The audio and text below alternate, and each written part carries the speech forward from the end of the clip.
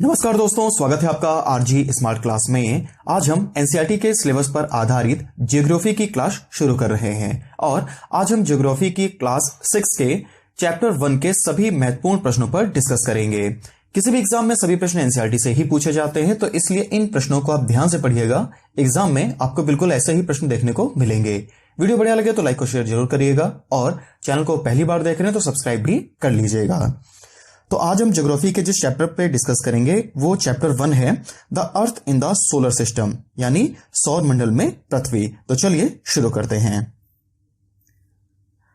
तो इसमें जो सबसे पहला पॉइंट है वो है कि we can see the full moon only once about in a month. तो हमें एक मंथ में केवल एक ही बार जो है वो पूरा चंद्रमा दिखाई देता है। याद रखेंगे, हमें मंथ में केवल एक बार ही पूरा चंद्रमा दिखाई देता है और इसे हम बोलते हैं फुल मून नाइट, या फिर इसको हिंदी में बोला जाता है पूर्णिमा। तो जिस दिन हमें पूर्ण चंद्रमा दिखता है उसे हम क्या बोलते हैं? उसे हम बोलते हैं फुल मून नाइट, या फिर उसको हिंदी में हम लोग बोलते हैं Purnima. A fortnight later we can not see it at all. Fortnight का मतलब होता है पाक्षिक। तो आप याद रखेंगे, एक मंथ में दो पक्ष होते हैं, एक होता है शुक्ल पक्ष, एक होता है कृष्ण पक्ष। तो a fortnight later we can not see it at all. तो 15 दिनों के बाद में हमें जो ये चंद्रमा है ये नहीं दिखता है, और जिस दिन हमें चंद्रमा नहीं दिखता है उसको हम बोलते हैं न्यू मून नाइट। क्या बोलते हैं उस दिन? न्यू मून नाइट, या फिर इसको हम लोग हिंदी में बोलते हैं अमावस्या। तो यहां पे दो आपको इंपॉर्टेंट फैक्ट मिले कि जिस दिन हमें पूरा चंद्रमा दिखता है उसको हम बोलते हैं फुल मून नाइट या फिर पूर्णिमा, और जिस दिन हमें चंद्रमा नहीं दिखता है यानी कि 15 दिन के बाद में जब हमें चंद्रमा पूरा नहीं दिखता है उसको हम लोग बोलते हैं न्यू मून नाइट या फिर अमावस्या। On this day we can watch the night sky best provided it is a clear night. अब चूंकि उस दिन हमें चंद्रमा नहीं दिखता है तो इसलिए आकाश में जो स्टार हैं या फिर अन्य जो सेलेस्टियल बॉडीज हैं वो हमें जो है एकदम क्लियर तरीके से दिखती हैं। चलिए आगे बढ़ते हैं। अब हम लोग बात कर लेते हैं सेलेस्टियल बॉडीज के बारे में। तो सेलेस्टियल बॉडीज को हिंदी में बोलते हैं खगोलीय पिंड। तो the sun, the moon and all those object shining in the night sky are called celestial bodies. तो सूर्य, चंद्रमा या फिर अन्य जो आकाशीय पिंड हमें रात में दिखाई पड़ते हैं उनको हम लोग बोलते हैं सेलेस्टियल बॉडीज, या फिर उनको हिंदी में हम लोग क्या बोलते हैं? खगोलीय पिंड। नेक्स्ट है स्टार्स, यानी कि तारे। तो some celestial bodies are very big and hot. तो कुछ सेलेस्टियल बॉडीज जो हैं वो बहुत ही बड़े हैं और बहुत ही गर्म हैं। तो कुछ आकाशीय पिंड या फिर खगोलीय पिंड ऐसे हैं जो बहुत ही बड़े हैं और बहुत ही गर्म हैं। They are made of gases, और उनका निर्माण किससे हुआ है? उनका निर्माण हुआ है विभिन्न प्रकार की गैसेस से, विभिन्न प्रकार की गैसों से। ठीक है।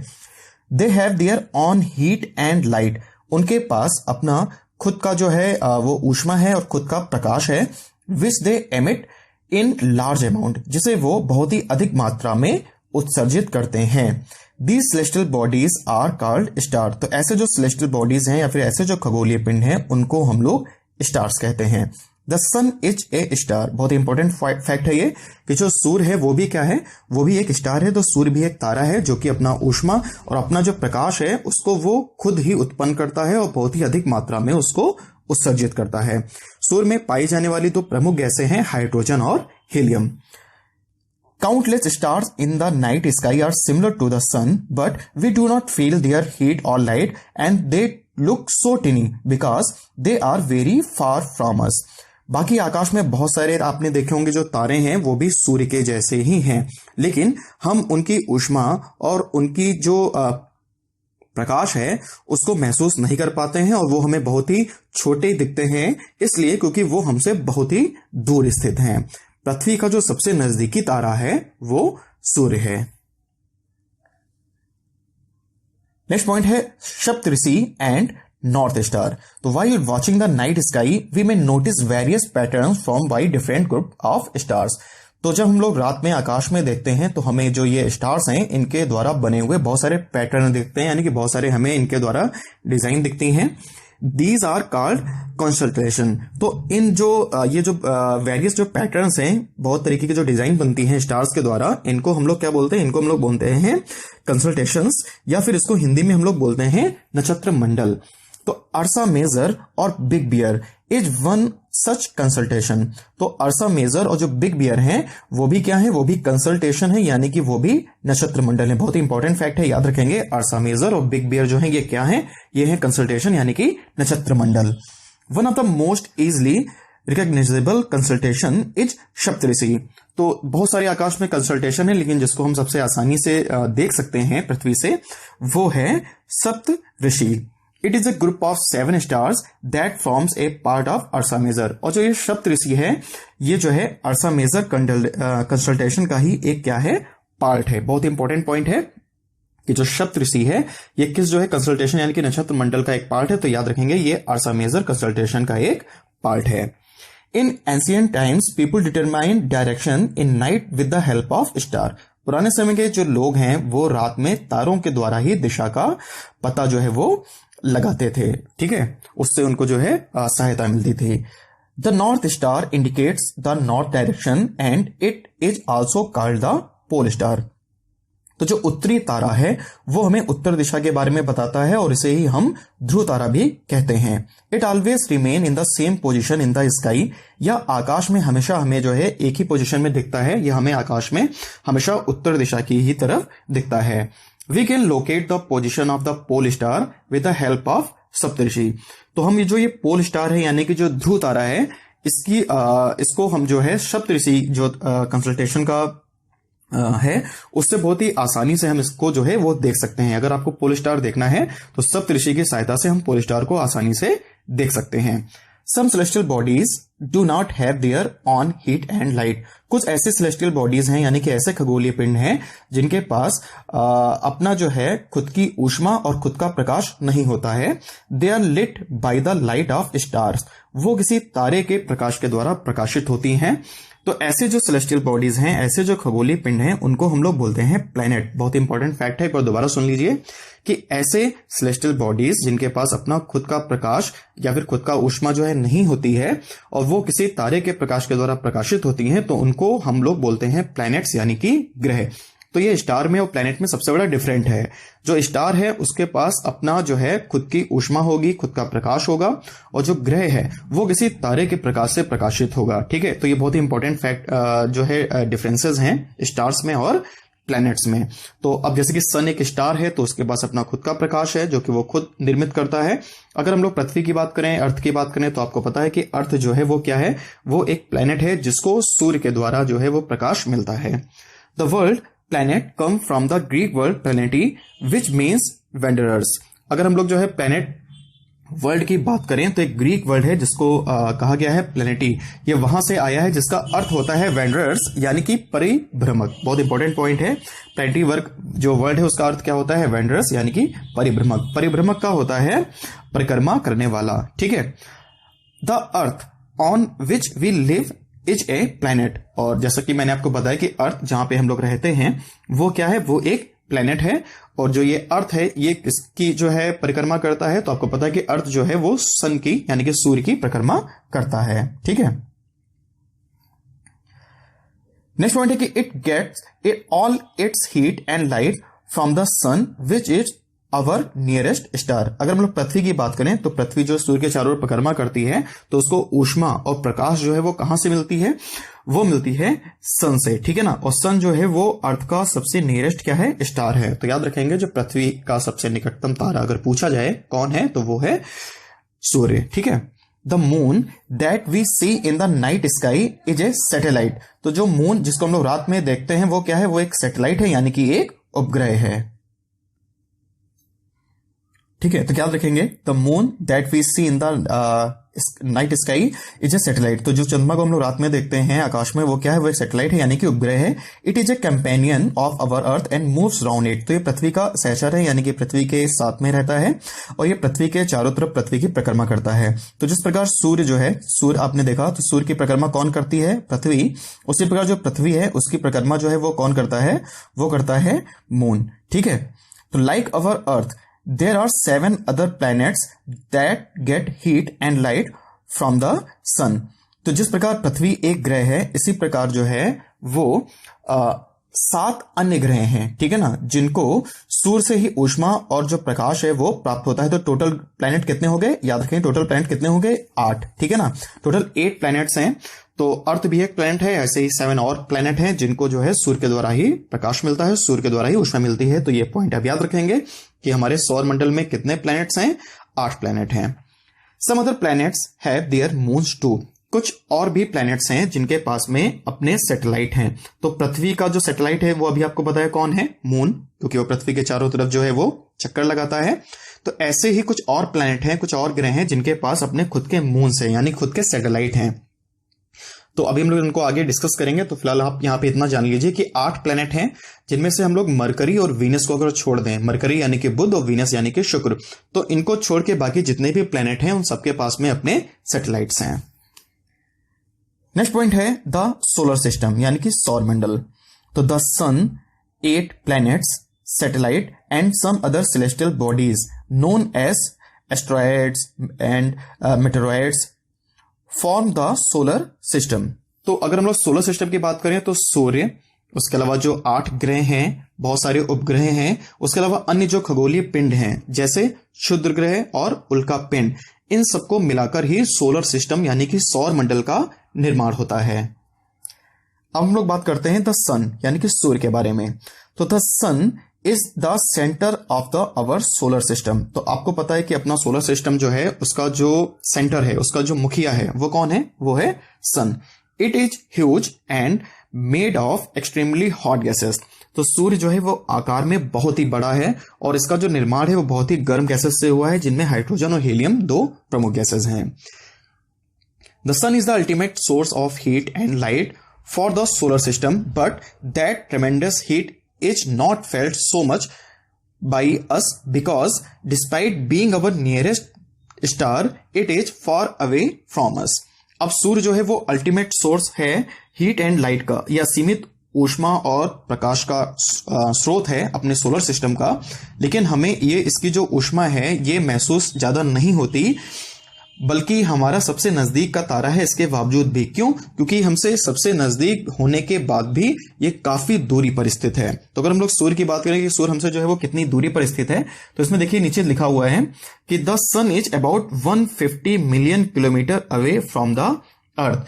तो ये हमसे लगभग 15 जो है मिलियन किलोमीटर की दूरी पर स्थित है। Sol in Roman mythology is sun god, ठीक है ना। अगर हम लोग जो है रोमन मैथोलॉजी की बात करें तो पुरानी जो रोमन जो कहानियां हैं तो उसमें जो वर्ड लिया गया है सोल, तो सोल उन्होंने कहा है किसको, सोल उन्होंने कहा है सूर्य देवता को। बहुत ही इंपॉर्टेंट पॉइंट है, याद रखेंगे। पुरानी रोमन कहानियों में सोल जो वर्ड है इसका यूज किसके लिए किया गया है, तो इसका यूज किया गया है सूर्य देवता के लिए, ठीक है।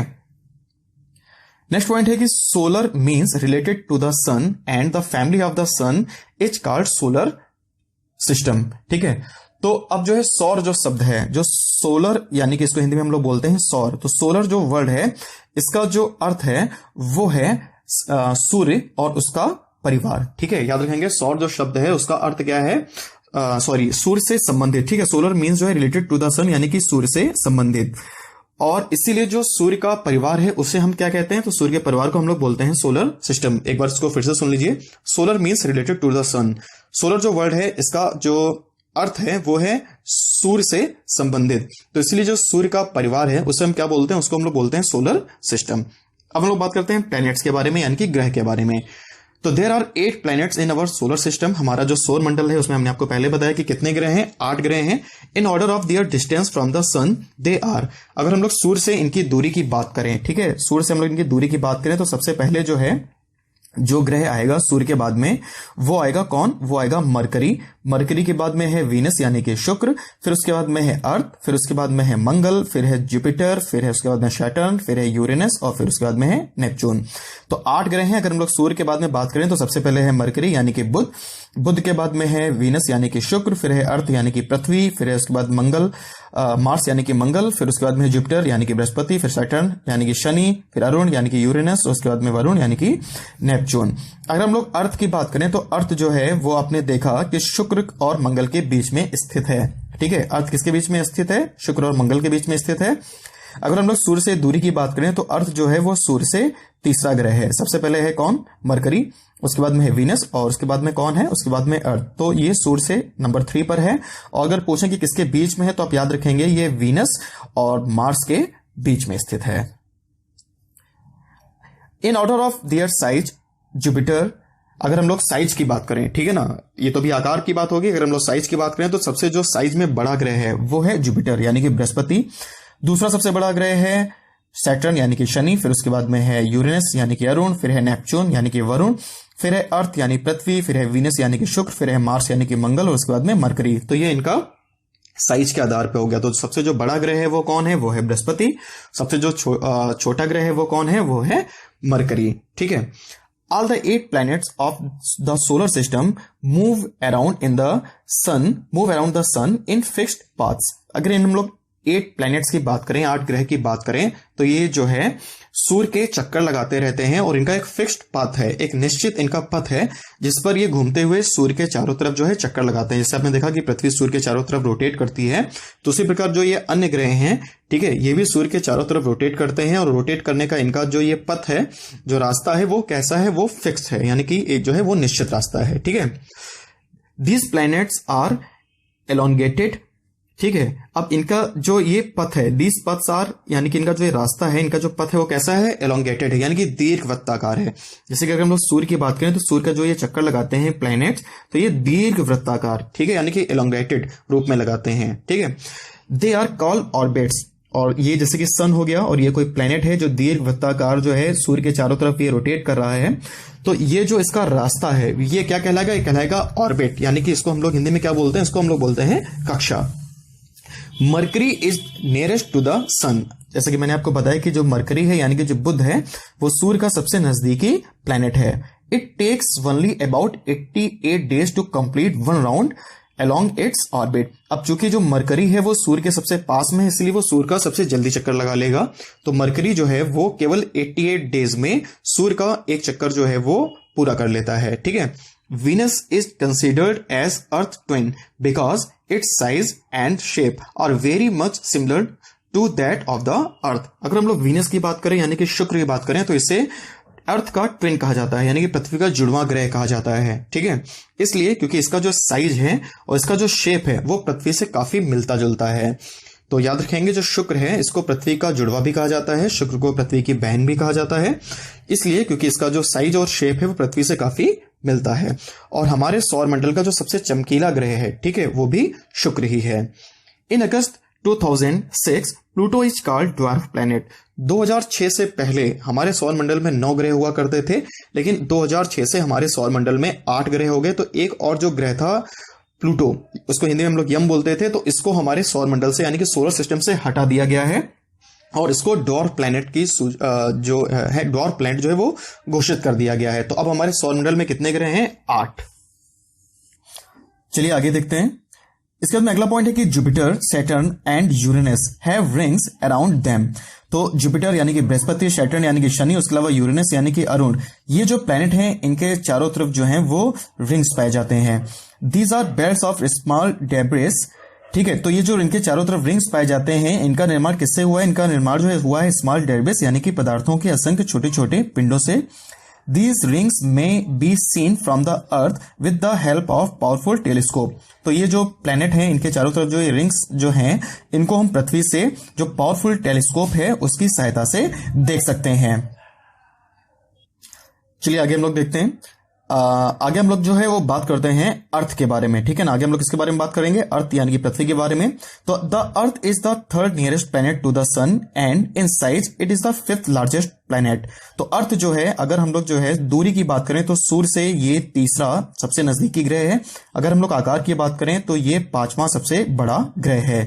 It is slightly flattened at the pole. So जैसे कि अर्थ है तो उसके 2 पोल हैं, एक है नॉर्थ पोल और एक है साउथ पोल। तो अर्थ जो है वो पोल यानी कि जो ये ध्रुव हैं इन पे फ्लैट है, इन पे ये गोल नहीं है, इन पे जो अर्थ है वो कैसे है, वो इन पे फ्लैट है कुछ इस तरीके से। तो the shape is described as a geoid. तो जो कि अर्थ पूरी गोल नहीं है, वो ध्रुवों पे चिपटी हुई है, इसलिए जो अर्थ का शेप है उसको कहा जाता है ज्वाइड, जिसको हिंदी में अर्थ होता है भूआ। ठीक है। तो याद रखेंगे अगर पूछें कि अर्थ का शेप कैसा है तो आप याद रखेंगे अर्थ का शेप जो है वो राउंड नहीं है, वो कैसा है, वो है जियोइड, जिसको हम लोग बोलते हैं भूआब। Geoid means an earth like shape. Geoid का अर्थ ही होता है पृथ्वी के जैसा शेप यानी कि भूआब। तो अगर हम लोग किसी किस चीज को बोले कि ये चीज जो है इसका जो शेप है वो ज्वाइंट का जैसा है, तो यानी कि उसका जो शेप है वो कैसा है, वो पृथ्वी के जैसा है। ठीक है।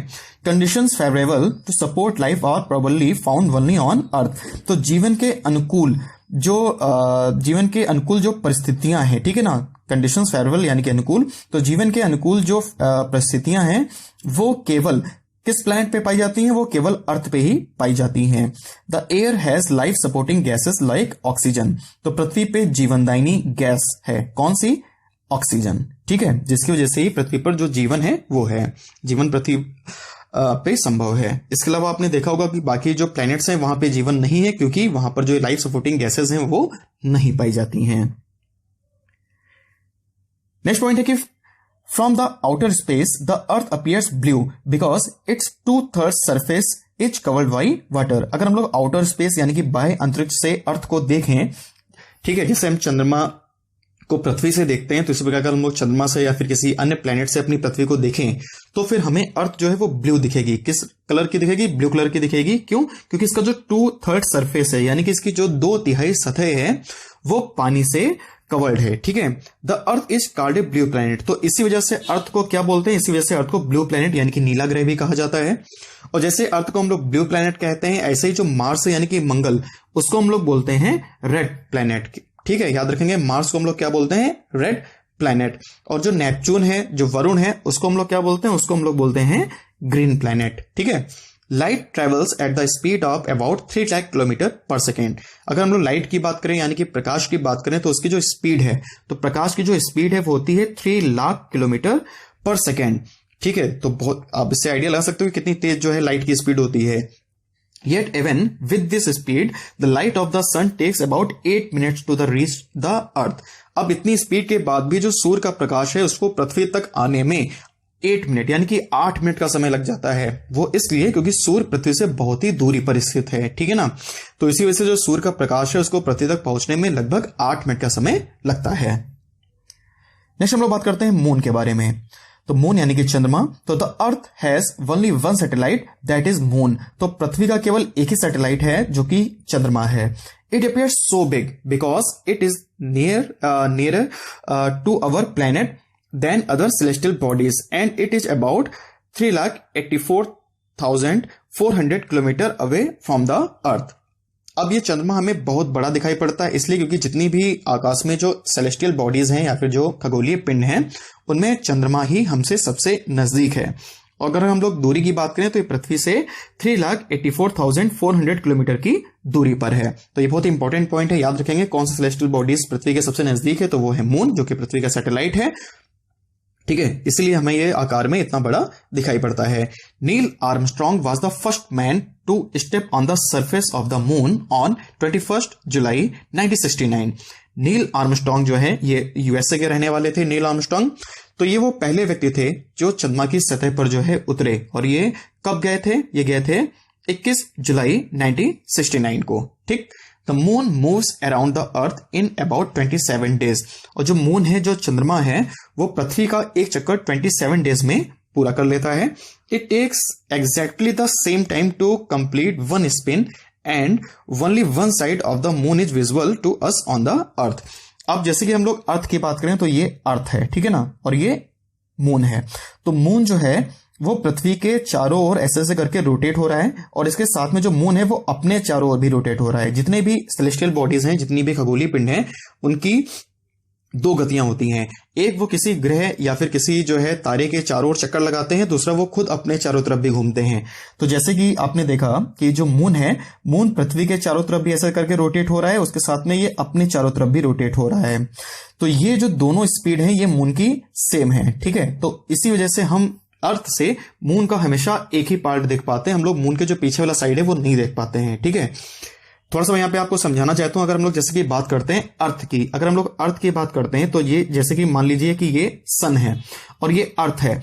तो जो अर्थ है वो सन का एक जो राउंड है, एक जो चक्कर है, वो पूरा करती है लगभग 365 डेज में, यानी कि 365 दिन में।